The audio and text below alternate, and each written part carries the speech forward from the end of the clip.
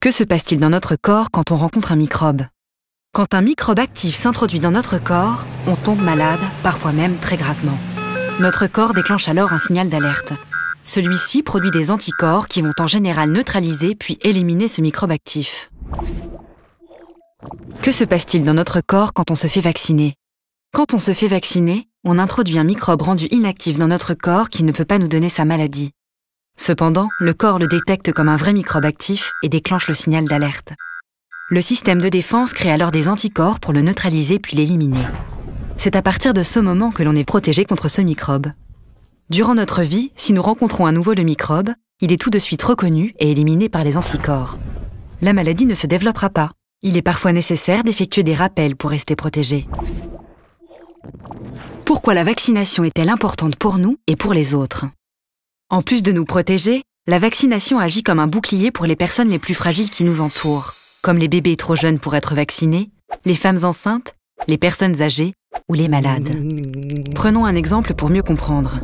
La rougeole est une maladie très contagieuse pour laquelle il n'existe pas de traitement. Voici Martin. Martin n'est pas vacciné contre la rougeole et un jour, il attrape la maladie.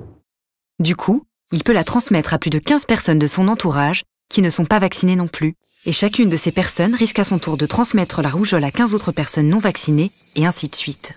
C'est comme ça que les épidémies apparaissent. En revanche, si Martin avait été vacciné contre la rougeole, il aurait été protégé contre la maladie, mais il aurait aussi protégé ceux qui l'entourent. En fait, plus il y a de personnes qui se font vacciner, plus on évite le risque d'épidémie. La vaccination sauve des millions de vies chaque année et aide à éradiquer des maladies dans le monde entier. Contre quelle maladie faut-il se faire vacciner? Cela dépend de notre sexe, de notre âge ou même de notre métier. Dans l'enfance, il est recommandé pour tout le monde de se faire vacciner contre différentes maladies. Durant notre vie, d'autres vaccinations sont recommandées. Par exemple, pour les femmes enceintes, il y a la grippe. Pour les personnes de plus de 65 ans, la grippe et le zona, ou la fièvre jaune pour les voyageurs.